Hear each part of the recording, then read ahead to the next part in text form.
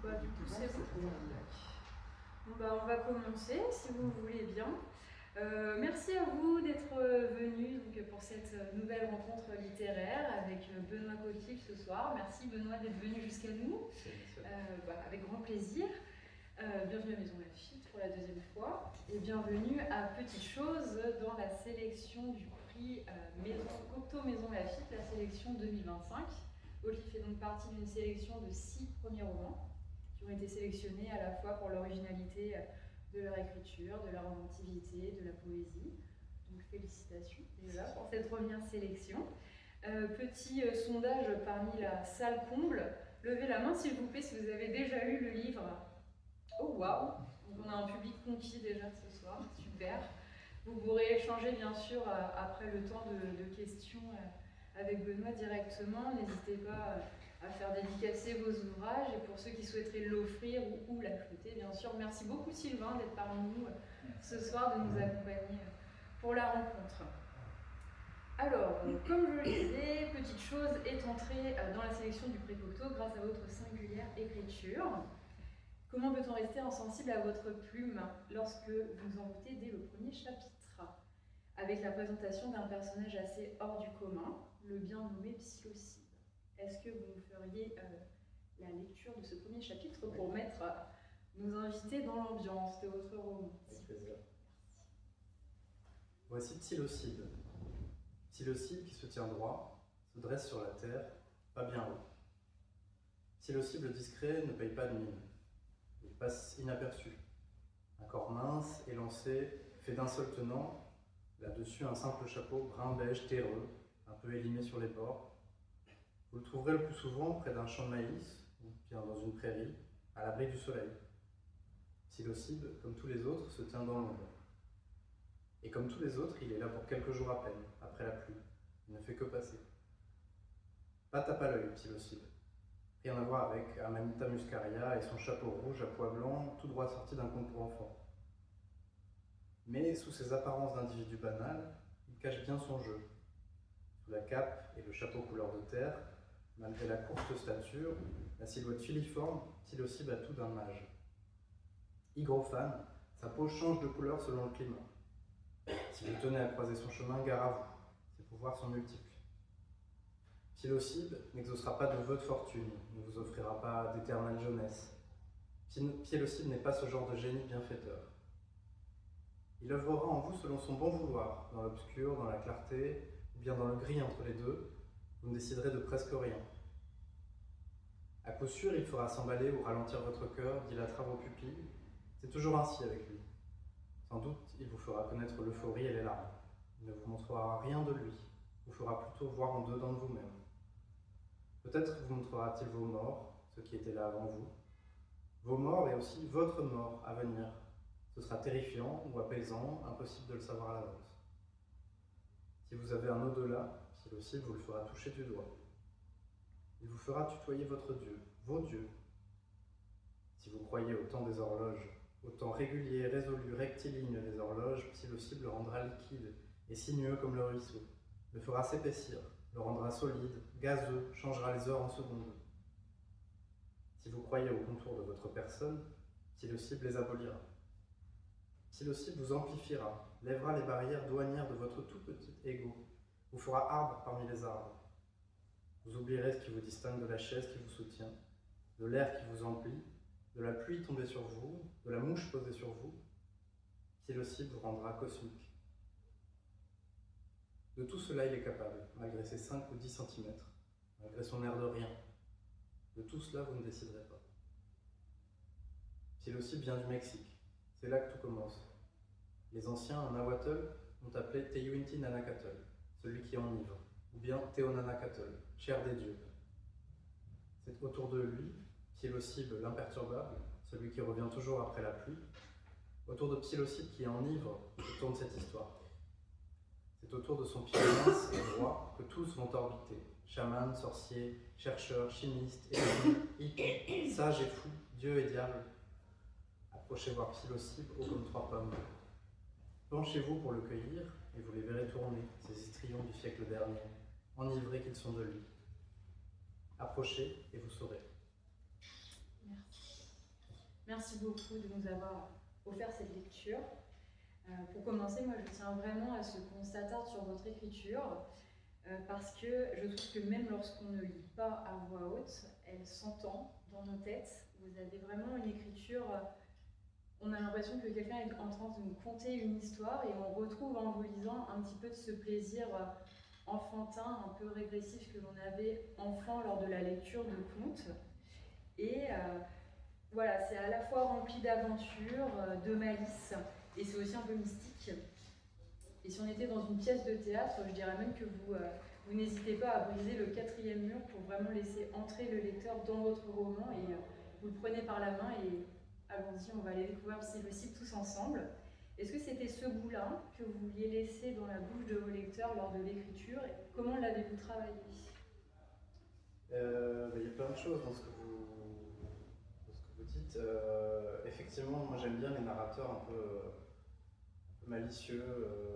J'aime bien les textes où le narrateur, un peu comme, alors, effectivement, comme au théâtre, ou alors moi j'ai souvent l'image du regard caméra au cinéma. D'un coup l'illusion éclate en morceaux et on se sent directement visé comme spectateur. J'aime bien retrouver ça dans mes lectures. Il y a un auteur que j'aime particulièrement, qui pratique souvent et bien, qui s'appelle Jean Echenoz, et que j'avais souvent en tête en écrivant, pour justement travailler ce narrateur voilà, qui est complètement omniscient, qui nous balade d'une zone à une autre, d'une époque à une autre, donc qui est en quelque sorte très artificiel en tant que narrateur et assumé comme tel. Bon, je vais vous raconter dans les années 50 et hop, je vous fais revenir 20 ans avant, et puis on passe d'un côté à de l'autre de l'Atlantique, etc. Et donc cette artificialité du narrateur, je voulais qu'elle soit un peu rigolote, un peu soulignée, en faire un jeu aussi. Et puis qu'à un moment, pourquoi pas, le narrateur ou l'auteur se fasse une note à lui-même en disant c'est dingue quand même qu'on puisse s'appeler comme ça à cette époque, Narcisse Patouillard, entre parenthèses, penser à faire un roman sur Narcisse. Enfin, voilà, des petites choses que moi j'aime bien retrouver dans des textes un peu ludiques en fait. Et puis pour ce tout premier chapitre là, en fait, c'est intéressant de parler de théâtre parce que moi c'est ça que j'avais en tête quand je l'ai écrit.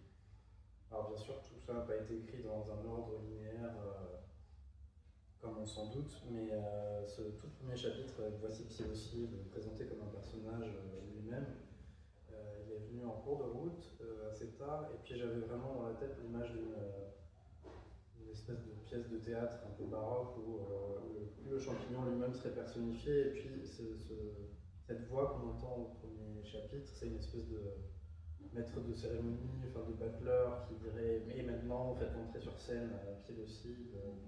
Et puis on va voir tourner tous les autres personnages ensuite autour de lui. Donc ouais, il y a un peu de narrateur théâtral, on va dire aussi. Ouais. Bon, alors parlons maintenant de ces fabuleuses petites choses. Votre roman s'inscrit dans un panorama historique et géographique courant de l'Amérique du début du XXe siècle, en passant par le Mexique des années 50, pour s'étendre jusqu'au monde occidental de notre époque. Donc pour résumer brièvement l'histoire, même si vous l'avez tous lu ou presque, on peut dire que l'intrigue débute avec le couple Wasson, on dit. Donc monsieur est américain et madame est russe. Ce couple donc qui se trouve une passion commune pour l'étude des champignons.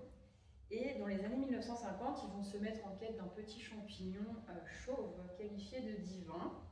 Un champignon hallucinogène qui n'a pas encore franchi la barrière d'un petit village au Mexique. C'est alors qu'ils vont rencontrer la chamane Maria Sabina. Et celle-ci va les initier à un voyage pour le moins psychédélique avec ces petites choses. Donc entremêlé à cette intrigue, l'histoire avec un grand H va venir bouleverser l'existence de ce cher psilocybe. Est-ce que vous voulez ajouter quelque chose à mon résumé? Non, ça paraît très complet. Merci. Juste, je me suis une petite note, je vais vous épargner le désastre de ma prononciation mexicaine ou mazatèque. Donc le nom du champignon, le nom du village, voilà, tout ça, ça va être pour vous. Voilà, oui. Ouais. Vous parlez mazatèque? Mazatèque. D'accord. Vous avez à le prononcer. Mais... Très bien. Vous avez donné l'illusion déjà pour le. Ah oui, alors ça c'est du nahuatl, mais je ne parle pas non plus. Bon. Très bien. Déjà, vous avez réussi à le prononcer. C'est déjà top. Donc, vous étiez entré en trombe dans la rentrée littéraire de 2023, non seulement parce que vous avez eu l'audace d'écrire un livre sur les champignons hallucinogènes, mais surtout parce que celui-ci est très réussi, autant dans la forme que dans le fond. Vous vous êtes beaucoup renseigné, cela se ressent dans le roman qui est réellement à la frontière des genres, entre le documentaire et le roman d'aventure mystique. En dehors des travaux du couple Wasson, est-ce que vous vous êtes appuyé sur des écrits d'anthropologues comme Claude Lévi-Strauss ou d'écrivains comme Carlos Castaneda, qui a écrit notamment L'herbe du feu pour votre roman? Ou est-ce que vous êtes renseigné sur, ou vous avez consulté ces écrits en amont de l'écriture de votre roman? Ou est-ce que chronologiquement, ceux-ci sont venus renforcer votre histoire après que l'idée ait eu germé d'écrire un livre sur les champignons psychédéliques? Oui, alors Lévi-Strauss et Castaneda, ils sont un peu en second plan, je dirais.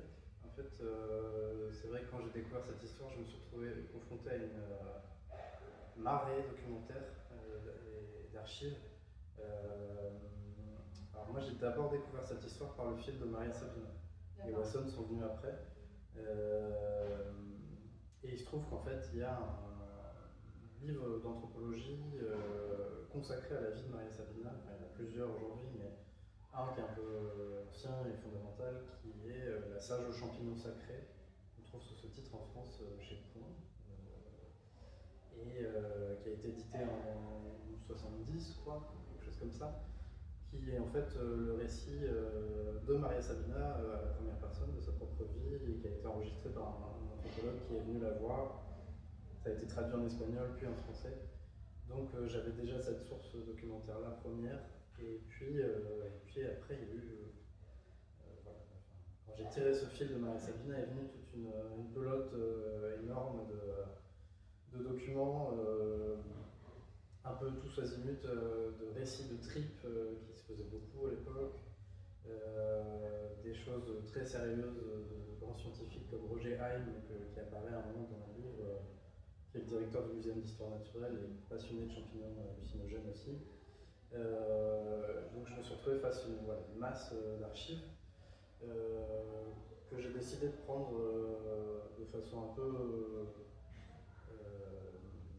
libre, j'allais dire, pas en tant que chercheur, parce que moi par ailleurs je suis chercheur en littérature, mais voilà, là j'avais envie d'en faire quelque chose de romanesque et plutôt une lecture qui nous apprend des choses mais qui fait aussi un plaisir, donc je me suis un peu jeté comme ça sans méthode dans la masse des archives, des documents, qui par ailleurs sont très étendus parce qu'en fait on découvre en faisant des recherches sur les psychotropes que c'est une communauté qui partage beaucoup en open source. Donc j'ai trouvé sans problème des bouquins de 300-400 pages qui n'ont plus été réédités, tout est scanné, enfin on trouve tout. Donc c'est assez impressionnant.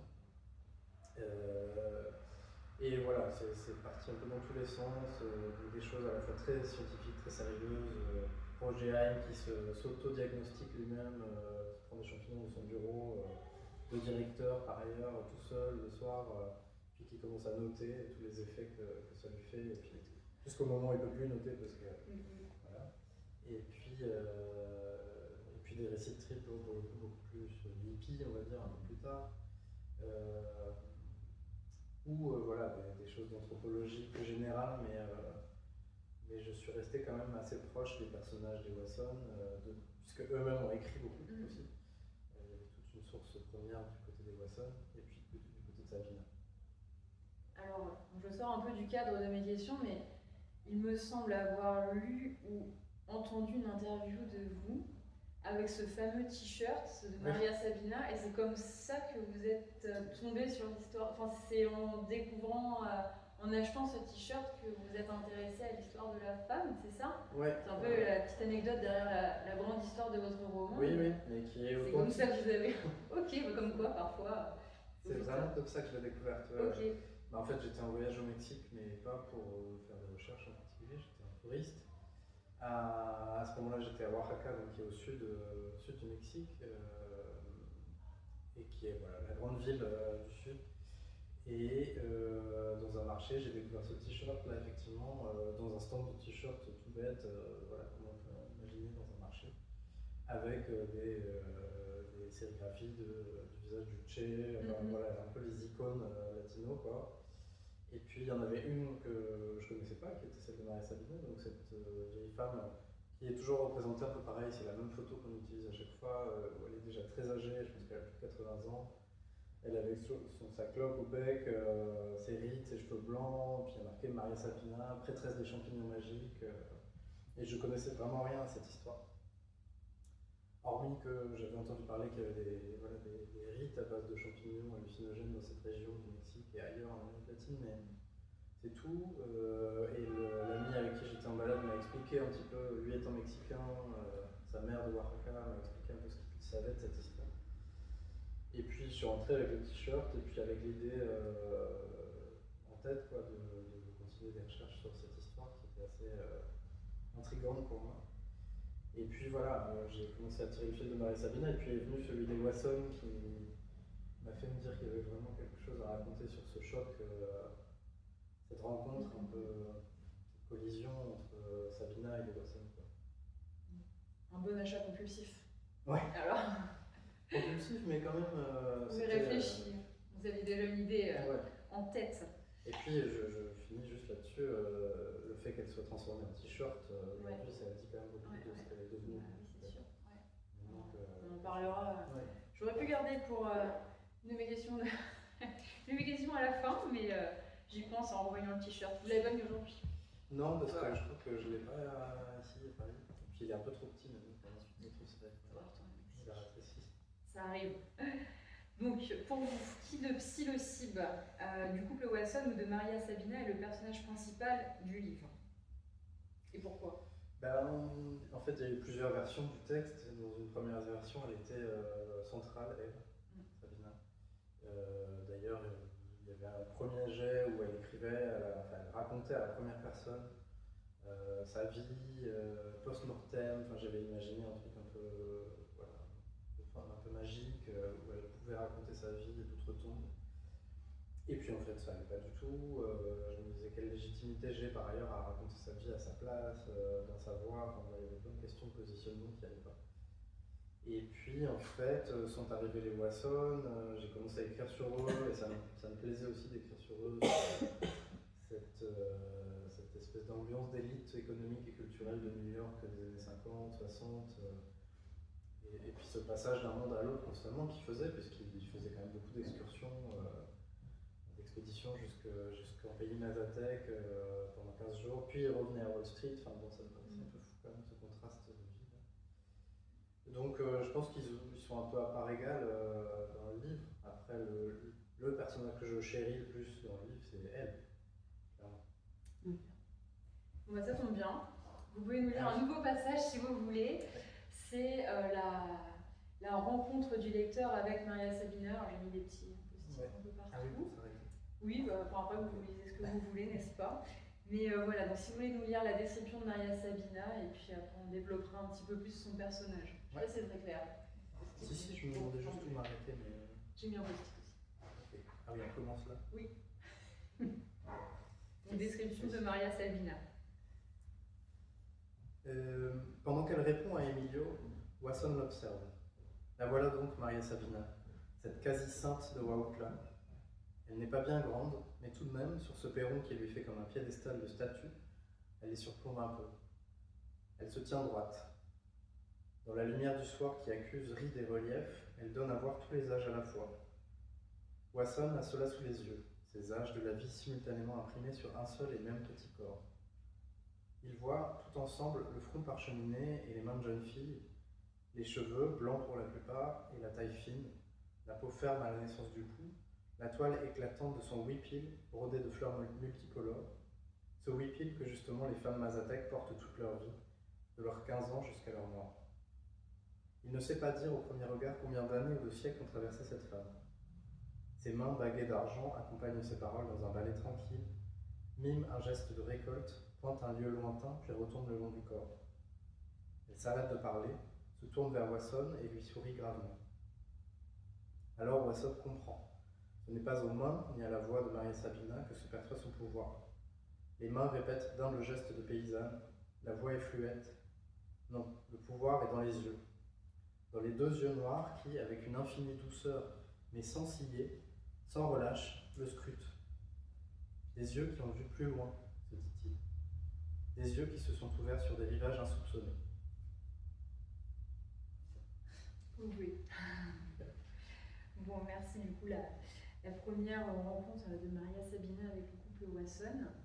Qu'est-ce que vous pouvez nous dire un petit peu de l'histoire de la vie de Maria Sabina et de son peuple, le peuple Mazatèque auquel elle appartenait? Est-ce que c'est un peuple que vous avez pu rencontrer lors de vos voyages au Mexique ou pas? Alors non, moi j'ai pas fait une enquête de terrain, à vrai dire. J'ai tout écrit un peu à distance à partir des sources, des archives, etc. J'étais dans le coin de Oaxaca et dans les montagnes où j'ai vu à quoi ça ressemblait comme paysage, mais je n'ai pas rencontré de Mazatèque à proprement parler. Je vois à peu près à quoi ressemble le paysage social et économique des Mazatèques aujourd'hui pour avoir beaucoup lu dessus. Et Maria Sabina, elle est née a priori, puisqu'elle-même ignore sa date de naissance exacte, au tout début du XXe, et elle meurt en 85, je crois, quelque chose comme ça. Donc elle traverse quasiment tout le XXe siècle, et puis elle raconte dans cette fameuse autobiographie, donc La sage aux champignons sacrés, qu'elle a goûté aux champignons vers ses 10 ans, je crois, donc très très jeune, avec sa sœur, d'abord pour tuer la faim, pour couper la faim. Et puis c'est une expérience qu'elle a faite avec sa petite sœur. Elle s'est aperçue très très vite, sans doute dès la première prise, qu'elle avait une espèce de don en fait, de communication divine grâce aux champignons, ce que sa sœur n'avait pas particulièrement. Et par ailleurs, elle n'est pas du tout la première à faire cette expérience-là. C'est une société, la société Mazatèque, où il y a des chamans, alors qui ne sont jamais appelés comme tels chamans, ils disent plutôt des mots approchant comme guérisseur ou sage. Et voilà, c'est assez commun chez les Mazatèques depuis des siècles en fait, qu'il y ait ces espèces d'intercesseurs grâce aux champignons, qui ont une fonction un peu polyvalente dans la société mazatèque. C'est très multitâche les champignons. Ça sert, comme je le dis à certains moments, ça sert à plein de choses, à retrouver des objets perdus, à régler des conflits dans la communauté, bien évidemment à guérir physiquement des maux physiques, mais aussi psychiques. Ça sert à donner des nouvelles des gens qu'on ne voit pas, qui sont loin, donc ça sert un peu de courrier aussi. Donc voilà, ça a plein d'usages et la société voilà, est un peu organisée autour de ces sages-là. Donc Maria Sabina comprend très vite qu'elle est appelée à devenir comme ça. Et puis il s'ensuit des décennies un peu difficiles pour elle. Enfin, globalement, elle a une vie quand même très dure, hein, marquée par beaucoup de deuil d'enfants, de mari, etc. Et puis c'est adulte en fait qu'elle retrouve les champignons, qu'elle comprend vraiment qu'elle a un pouvoir de guérisseuse grâce aux champignons. Elle guérit d'abord des proches, puis des gens dans la communauté. Et puis ça, je pense que pour le coup, c'est un peu propre à elle. Elle développe une relation très particulière avec les champignons, qu'elle ne considère pas comme des champignons à proprement parler, mais comme des sortes d'enfants. Elle a plein de mots très affectueux pour elle, de petites choses, enfin, cositas en est un. Elle dit aussi los niños santos, donc les enfants saints. Donc il y a une espèce d'image comme ça, un peu d'ange, de chérubin, voilà, elle les mange et puis il parle pour elle. C'est comme ça qu'elle les décrit, elle. C'est pas du tout sa voix à elle qui parle quand elle est sous les effets des champignons, quand elle est en transe, mais ce sont eux qui parlent à travers elle. Et puis voilà, une fois lancée, après, elle n'arrête plus. Je pense que c'est plusieurs soirs par semaine qu'elle vient, les gens viennent plutôt se faire guérir par elle. Donc elle a mangé quand même énormément de champignons pendant sa vie. Et puis elle est morte dans ces années. Ouais, en 85. C'est une recette miracle. Donc moi je tenais à vous dire que j'ai trouvé fascinant et très bien rendu, du moins j'imagine, l'aspect multisensoriel, très sensuel et psychédélique de la dégustation de champignons. C'est pour ça que je vous dis j'imagine. Est-ce que vous avez pu vous baser donc, sur les expériences relatées par Gordon et Valentina Wasson dans leurs ouvrages, ou est-ce que tous ces passages sont dus à votre imagination d'écrivain? Parce que vous m'avez dit que vous êtes allé au Mexique, mais pas pour ce genre de commerce. Vous avez ramené qu'un t-shirt, donc voilà, je pose pas la question. Je pose pas d'autres questions. Ouais. Il y a eu expérience de champignons, mais pas au Mexique, en France. Ok. Parce qu'en fait, ça se trouve quand même assez facilement. Oui, c'est ma dernière question. Voilà. Oui, je me suis basé quand même pas mal sur leurs récits de trip à eux, qui sont assez détaillés, tout en me faisant plaisir aussi sur de l'imagination, sur des visions que j'ai pu moi m'amuser à inventer. Puisqu'en fait, quand on se dit, bon bah là c'est un chapitre consacré aux visions, je vais pouvoir y consacrer plusieurs pages, et quand on aime décrire, comme c'est le cas pour moi, c'est un peu c'est assez jouissif, quoi. On peut se permettre tout, à peu près tout, du moment que ça reste un peu cohérent avec ce que l'on racontait et ce que j'ai lu, des visions récurrentes sous ce champignon-là. Je me suis permis des architectures un peu fantaisistes, des matières, des jeux de synesthésie. Oui, c'est exactement ça, tout l'aspect multisensoriel dont je parlais. On a tout, on entend, on a le goût, la vision, quand tout est présent, le toucher même, c'est super bien rendu en tout cas. C'est un champignon qui permet d'exalter les sensations. En fait. Donc, la vue est particulièrement développée, l'ouïe aussi. Donc il y a un vrai enjeu à faire ressentir ça dans la lecture. Ça se ressent très bien en tout cas. Donc au fur et à mesure du roman, on se rend compte que ce petit champignon va échapper au contrôle seul de Maria Sabina. C'est pour cela qu'il va traverser les frontières, qu'il va s'insinuer dans les laboratoires, dans les soirées étudiantes en France notamment, dont vous parliez, et même être à l'origine du voyage inverse, c'est-à-dire celui de pèlerinage hippie vers le village de la chamane. Est-ce que vous aviez l'intention d'écrire un livre qui dénoncerait une société de consommation qui va trop vite, trop loin et qui abuse un peu trop des bonnes petites choses?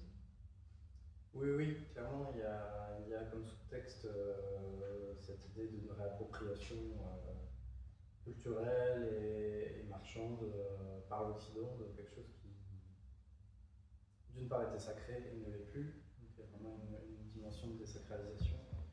Et puis, d'autre part, quelque chose qui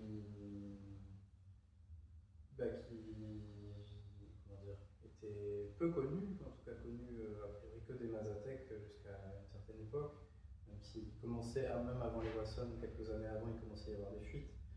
Donc on se dit que si ça n'avait pas été les Wasson, ça en aurait été d'autres quelques années plus tard.